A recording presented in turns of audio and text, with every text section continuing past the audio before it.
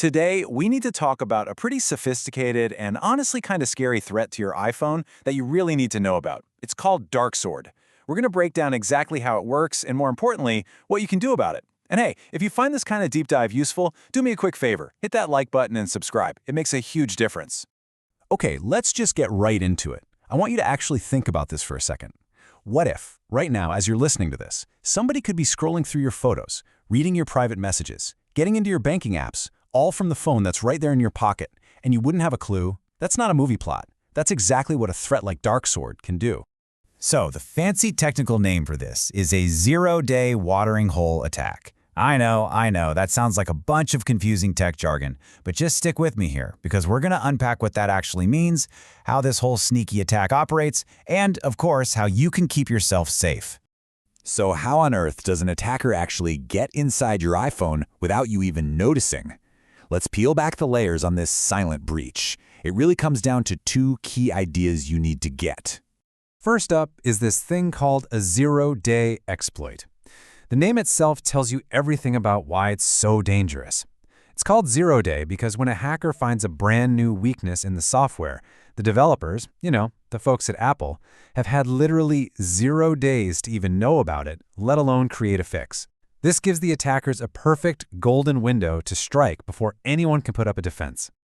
The second part of this whole scheme is what's called the watering hole method. And honestly, the analogy is perfect. Just imagine a lion waiting by the one riverbank where all the animals have to come to drink. Hackers do the exact same thing online. They don't send you a dodgy email. Nope. They infect a completely legitimate website that they know people, like their targets, trust and visit all the time. You go to your favorite news site, a forum you love, whatever. And just by loading the page, you've walked right into the trap.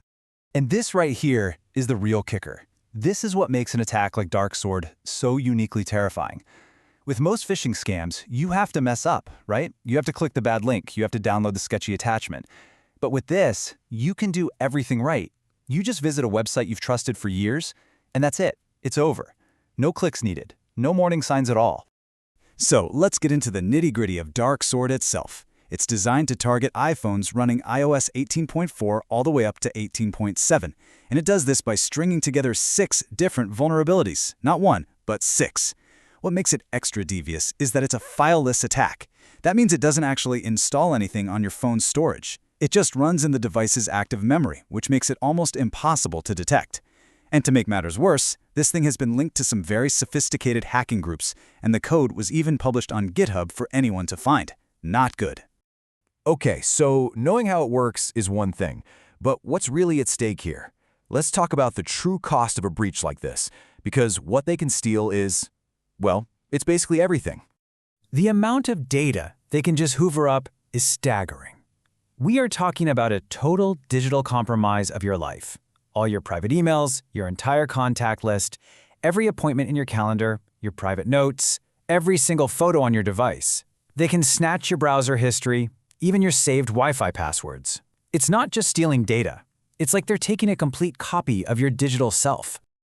And of course, it's very often about the money. DarkSword is built to sniff out and drain cryptocurrency wallets on your phone. But it goes deeper. It can actually pull your login info directly from the iOS keychain. That's the keys to your banking apps, your investment accounts, you name it. You know how we all use encrypted apps like WhatsApp and Telegram, thinking our conversations are private?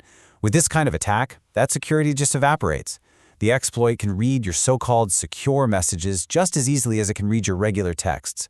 For a company, that could be devastating trade secrets getting leaked. For you, it's just a total invasion of privacy. And here's where a personal problem becomes a corporate catastrophe. By stealing those Wi-Fi and company logins from just one person's phone, an attacker can get a foothold inside an entire company's network. They can effectively walk right past the corporate firewall from the inside. Okay, I know that was a whole lot of doom and gloom. It's heavy stuff. But here is the good news. You are not helpless here, not by a long shot. We can absolutely fight back.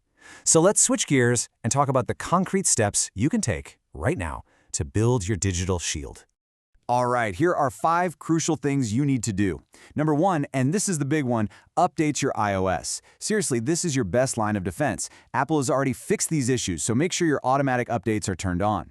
Second, Restart your iPhone regularly. Hey, remember how we said the attack is fileless and lives in memory? Well, a simple reboot wipes that memory clean. It's a surprisingly effective trick.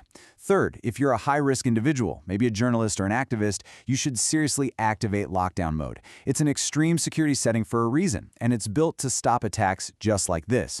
Fourth, audit your phone's activity. Just keep an eye out for anything weird, like your battery draining super fast or a sudden jump in data usage. And finally, number 5, review your app permissions. This is just good security practice. Go through your settings and see which apps have access to your camera, your microphone, your location, and just turn off anything that doesn't absolutely need it. So, while we've been laser-focused on DarkSword today, this really isn't about just one single scary exploit. It's a powerful wake-up call about a much bigger reality we all face in our digital world.